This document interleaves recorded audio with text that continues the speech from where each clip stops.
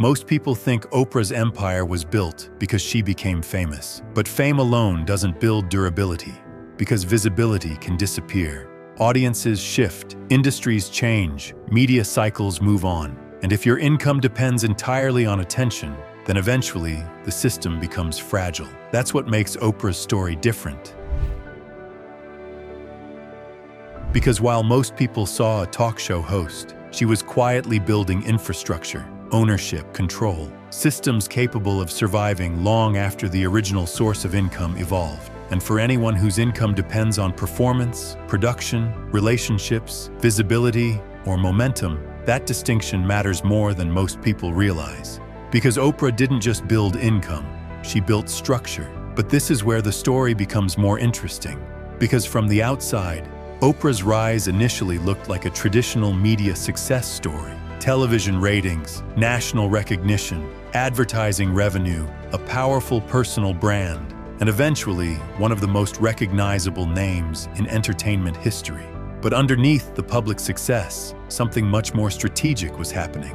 Because Oprah wasn't simply becoming valuable to the media system, she was positioning herself to control parts of the system itself, and that changed everything. Oprah Winfrey began her career in local television before eventually becoming the host of the Oprah Winfrey Show in Chicago during the 1980s. At the time, daytime television was already competitive. Ratings determined everything. Networks controlled distribution. Talent generated attention, but ownership usually remained elsewhere.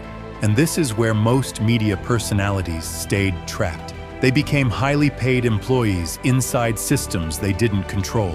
Large income, minimal leverage, visibility without ownership. But Oprah's path gradually moved in a different direction, because over time she began negotiating for something much more important than salary: control, production ownership, rights, infrastructure. And this is where everything starts to shift. Because eventually, Harpo Productions was created, and structurally, that changes the story entirely. Because Harpo wasn't just a production company, it was leverage. Ownership over the production process itself, ownership over content, ownership over licensing, ownership over syndication revenue. And this is the part most people never fully understand about large-scale wealth. The money rarely comes from the visible activity alone. The real wealth comes from controlling the systems underneath it. And Oprah appeared to understand that early. Because instead of remaining only the face of the show, she became connected to the ownership structure surrounding the show. That distinction changes risk, it changes leverage, it changes durability. Because income behaves differently than ownership. Income is transactional. Ownership compounds. Income depends on continued activity. Ownership continues producing long after the original effort ends. And this is where the structural lesson becomes impossible to ignore. Because Oprah didn't stop at television, publishing, film production, magazine ownership, investments, brand partnerships, network ownership through O.N.C.E, multiple layers of infrastructure connected together. And this is where most people misunderstand the situation, because they assume the empire was built from popularity. But popularity alone doesn't create durability. Structure does.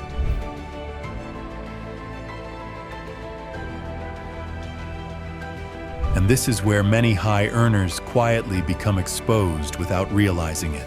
Because while the income is flowing, everything feels stable, money arrives, opportunities expand, lifestyle increases, visibility grows. But underneath it, there may still be no durable structure. And that's where the real risk lives, not in failure, in dependency. Because dependency is fragile, even when income is large. And this is where Oprah's story becomes such an important contrast. Because instead of remaining dependent on a single platform, she gradually built multiple systems operating simultaneously.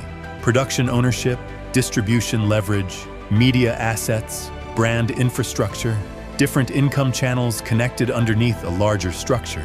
And that changes everything when industries evolve. Because eventually, every industry changes. Television changes. Streaming changes, advertising changes, audiences change. Open systems don't stay stable. This eventually catches up. Income without structure doesn't stay protected. And this is the part most high earners never see coming. because while the income is flowing, it feels permanent.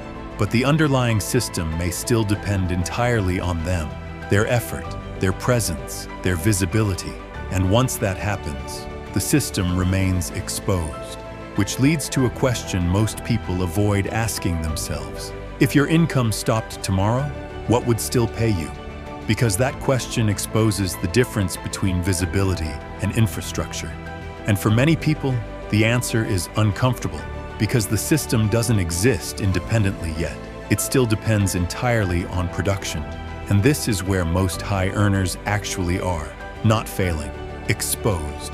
Because income alone is not protection. A high salary is not protection. A successful business is not automatically protection. Protection comes from structure.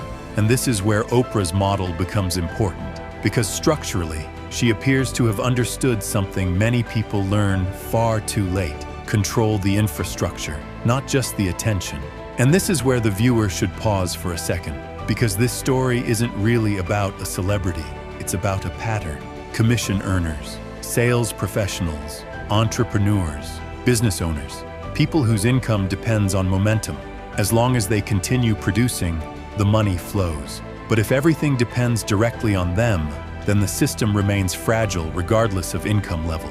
And this is where the real transition begins, from income earner to structure builder, because the goal was never simply to earn more, it was to reduce dependency.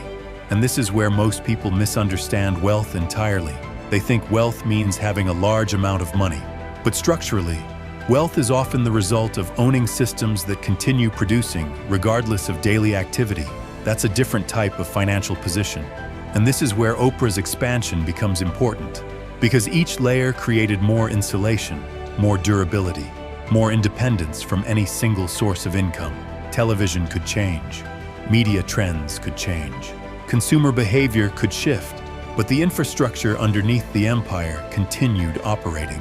And that changes exposure completely, because once multiple systems begin generating value independently, the pressure on any single system decreases. That's what leverage actually does. It reduces fragility.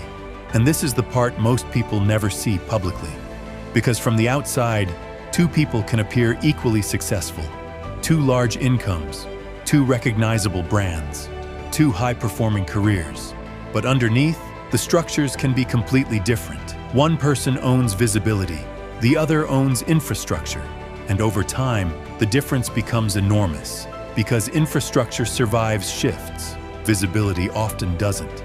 And this is where the conversation becomes uncomfortable for many high earners, because eventually they realize they built income without building systems.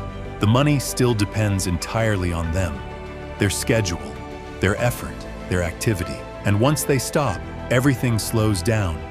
That's not leverage. That's dependency disguised as success.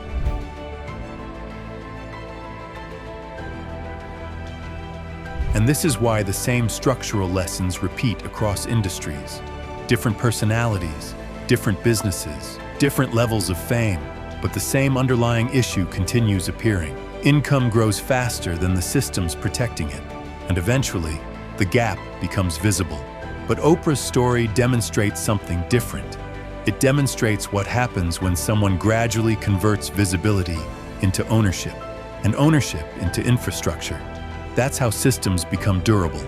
And durability changes everything, because once the system begins operating independently, the individual stops carrying all the pressure themselves, and that's the shift most people eventually have to make.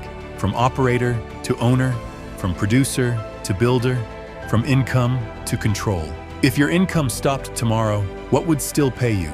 Because that question eventually reveals the difference between temporary success and durable structure. And that structure determines whether wealth survives changing conditions. Because income creates momentum, but ownership creates permanence. If you're someone who's earning income, growing professionally, building momentum, but haven't built the systems underneath it yet, that's exactly where structural thinking begins. And that's what we continue breaking down inside the free O.N.C.E school community below. Because the goal was never just to earn, it was to control.